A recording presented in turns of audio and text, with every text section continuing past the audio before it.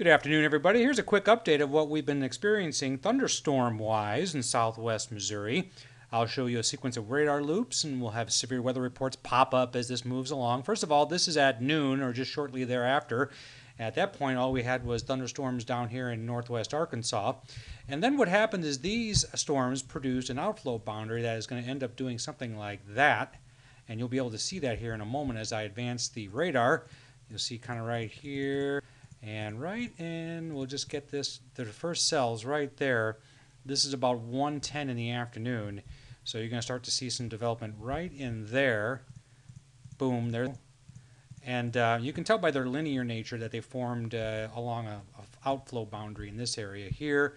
And then we'll keep advancing. They really start growing about 20 minutes after 2 is when this image is taken. 95 degrees in Springfield at that point. And also over in Monette 95, those are the purple numbers.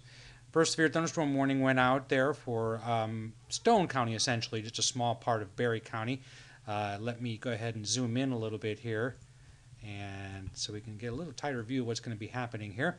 Let's advance the radar a little bit more. Now we're starting to get some hail reports here, half-inch hail around Crane, and that was at 2:51. We had some 1-inch hail to the quarter size, basically, northeast of Aurora. That was about 10 minutes before 3 o'clock in the afternoon. Advanced this some more, and then what started happening is this produced an outflow boundary. Then we had a new storm warning for Christian and Green right there. And you'll notice it was drawn in a circle. That's the uncertainty when these storms morph more than they move. In other words, they develop faster than the upper level winds can actually steer them anywhere. So we'll keep advancing this. This radar image is at 325. Keep moving along here a little bit. Now we're starting to get some wind reports there at about, it looks like about 2:30 is when that report, and I make that 3:30 is when that report came in of a tree down near Walnut and Kansas Expressway. We had 1-inch diameter tree limbs blown down south of Republic with estimated, oh no, actually that was measured, 62-mile-per-hour winds. And this radar as you're looking at right here is at 335. Let's go ahead now. This is the 4 o'clock radar, and we had other miscellaneous wind gusts also at the airport. They had a 48-mile-per-hour wind gust, and notice that the temperature dropped to 66 degrees from 95 just a few short hours earlier.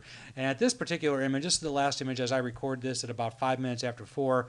There are presently no warnings in effect. However, the outflow boundary did kind of make a circle like this. So we'll be watching that later this afternoon to see if that develops anything further. We also had some thunderstorms that were pretty good around Taney County, not to leave you folks out certainly in that area. And the one severe weather report I have there is dime-size hail from that particular storm. I'll bring you more updates here throughout the afternoon.